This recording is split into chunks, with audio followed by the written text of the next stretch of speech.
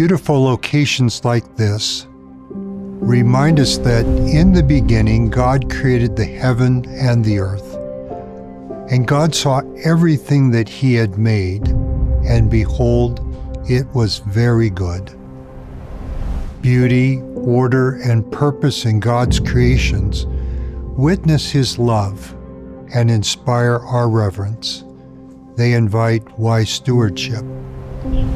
In our natural environment, we are organically enmeshed with nature's times and seasons, recurring cycles of day and night, ebbs and flows of life, death, rebirth. Yet unless we're careful, we can lose covenant connection to the natural world in today's modernity of artificial conveniences and comforts. In southwestern Utah are the Parowan Mountains. North of Parowan City, the Parowan Gap, a 500-foot deep, 3-mile-long pass, links the Parowan and Cedar Valleys.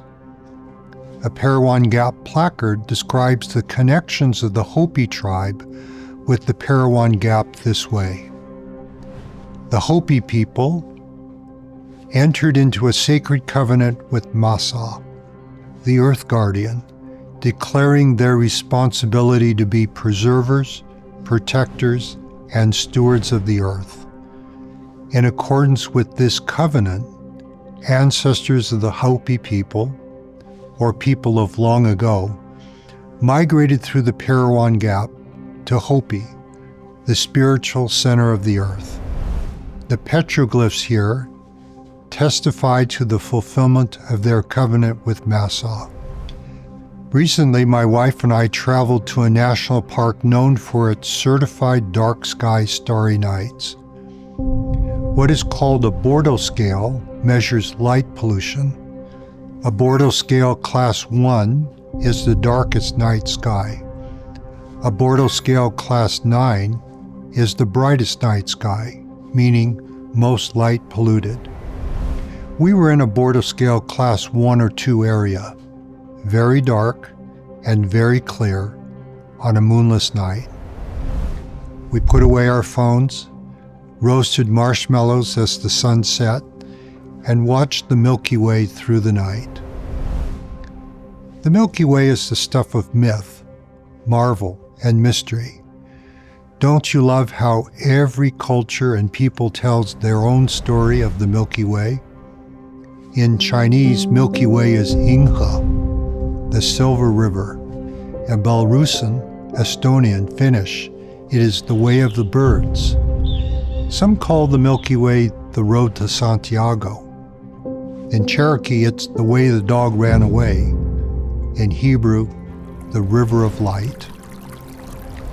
IMAX James Webb Space Telescope images project even deeper in space what the Hubble telescope deep field images earlier showed. As the great prophets Moses and Abraham testify, God's creations include worlds without number, galaxies on galaxies, even in places where the night sky seems empty. The great French author Victor Hugo, in Les Miserables, puts it this way: nothing is small, actually. Anyone who leaves themselves open to nature knows this. Algebra applies to the clouds. The radiance of the star benefits the rose. There are miraculous relationships between beings and things in this inexhaustible whole. From sun to aphid, no one looks down on anyone else. Everyone needs each other. Truly, all things denote there is a God, yea, even the earth and all things that are upon the face of it, and its motion, yea, and also all the planets which move in their regular form, do witness there is a supreme Creator.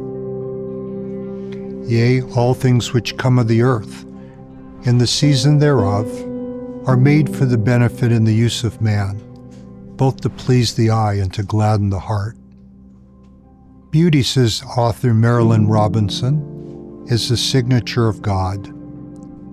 An important way to know God is to discern His signature and creations made to gladden the heart. Imagine you are preparing for a wilderness hike. You light a single candle as you assemble your maps, food, sleeping bag, tent, and so on. Because of the light in the room, you do not notice the candle.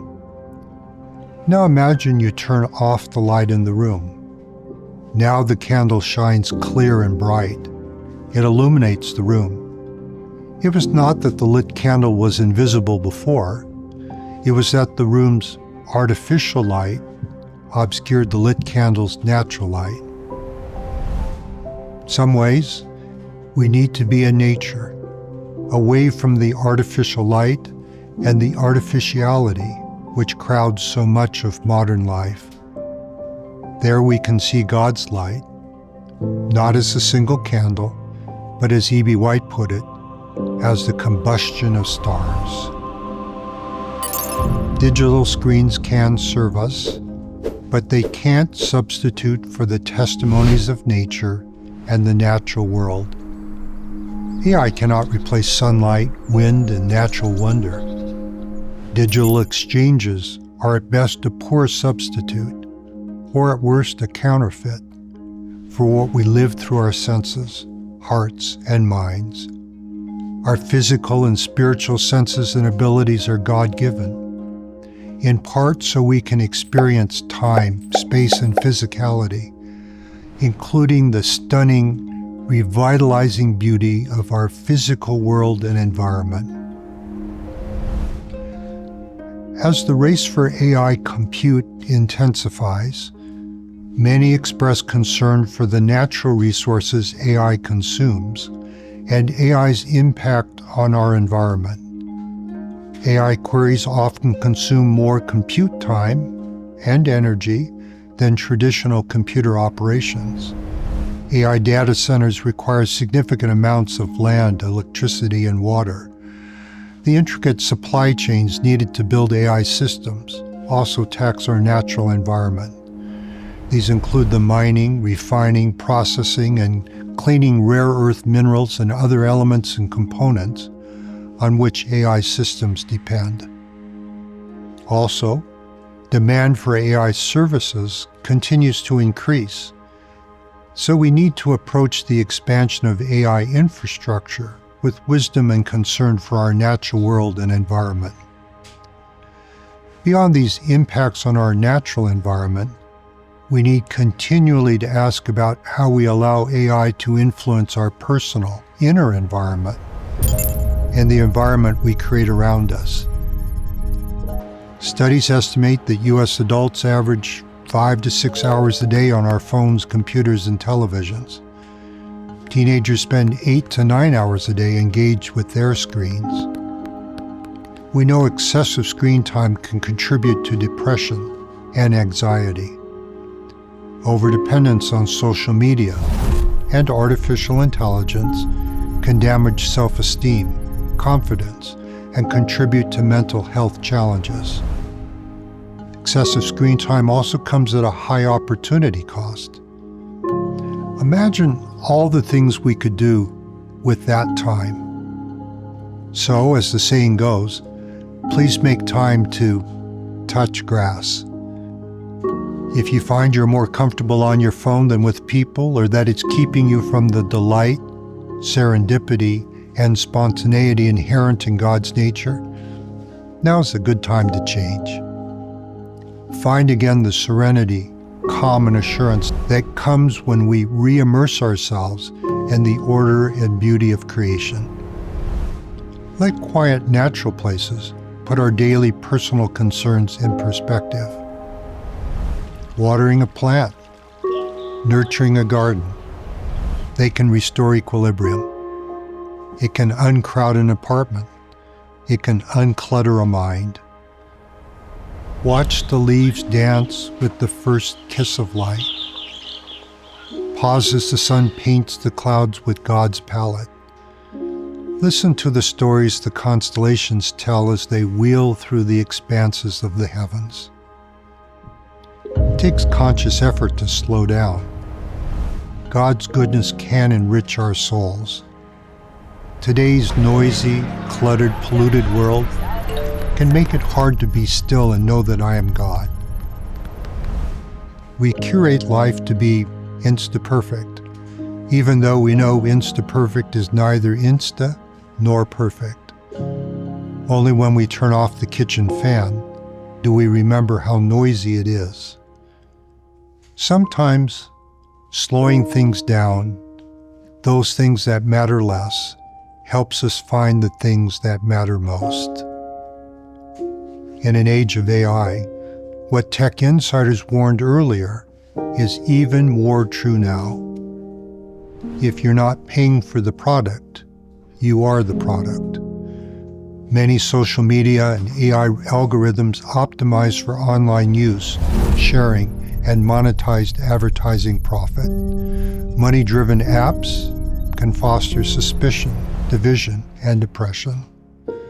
Also telling is that the tech gurus, who most understand the tech, protect their children from excessive social media use. When I can't get out to hike, I sometimes curl up with an actual hardcover book, like the journals of John Muir, one of America's great conservationists. This great naturalist helped champion Yosemite as one of the first U.S. national parks. Here's a Muir Journal entry from 23 June from his book, My First Summer in the Sierras. Quote, "Oh, these vast, calm, measureless mountain days, inciting at once to work and rest. Days in whose light everything seems equally divine, opening 1,000 windows to show us God. Nevermore, however weary, should one faint by the way who gains the blessings of one mountain day. Whatever his fate, long life, short life, stormy or calm, he is rich forever." Can we use AI to deepen experience with nature? Yes. A chatbot can suggest hikes, parks, seasonal activities. It can create a nature scavenger list. It can identify plants or insects.